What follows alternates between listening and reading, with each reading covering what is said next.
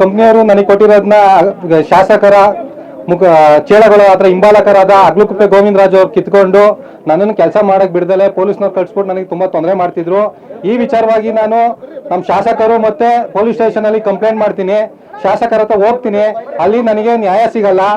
ಆಮೇಲೆ ನಮ್ಮ ಬಿಜೆಪಿ ತಾಲೂಕು ಅಧ್ಯಕ್ಷರಾದ ಜಗನ್ ಅವ್ರ ಮನೆ ಹತ್ರ ಹೋಗ್ಬಿಟ್ಟು ನನಗೆ ಅನ್ಯಾಯ ಆಗಿದೆ ಅಣ್ಣ, ನಾನು ರೈತ, ನನಗೆ ನಮ್ಮಪ್ಪನ ಜಮೀನಲ್ಲಿ ಕೆಲಸ ಮಾಡ್ಕೊಳ್ಳೋದಕ್ಕೇನೆ ನನಗೆ ಬಿಡ್ತಾ ಇಲ್ಲ, ನಾನು ನಮ್ಮ ಜಾಗದಲ್ಲಿ ಕೆಲಸ ಮಾಡಿ ಜೀವನ ಮಾಡ್ದಲ್ಲಿ ಇನ್ನೆಲ್ಲಣ್ಣ ಹೋಗ್ಲಿ ಅಂತ ಹೋಗಿ ಕೇಳ್ಕೊತೀನಿ ಜಗದೀಶ್ ಚೌಧರಿ ಅವ್ರ ಹತ್ರ.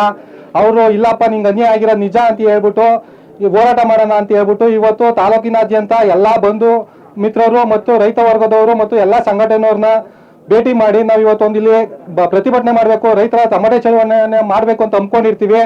ಆದ್ರೆ ನಮ್ಮ ತಾಲೂಕಿನ ಡಿವೈಎಸ್ಪಿ ಅವರು ಬಂದ್ಬಿಟ್ಟು ಇವತ್ತು 8 ದಿನ ಟೈಮ್ ಕಾಲಾವಕಾಶ ಕೊಡಿ, ನನಗೆ ಕಂಪ್ನಿ ಮಾಲೀಕರನ್ನ ಕರೆಸ್ತೀನಿ, ಅವ್ರ ಜೊತೆ ನಿಮ್ಮನ್ನು ಮಾತಾಡಿಸ್ತೀನಿ, ನಿಮ್ಮ ಬೇಡಿಕೆ ಏನಿದೆ ಅವ್ರ ಹತ್ರ ಮಾತಾಡಿ ನೀವು ಡಿಸ್ಕಷನ್ ಮಾಡಿ ನಿಮ್ಮ ಸಮಸ್ಯೆಯನ್ನ ಸಾಲ್ವ್ ಮಾಡ್ಕೊಳ್ಳಿ ಅಂತ ಹೇಳಿದ್ದಾರೆ.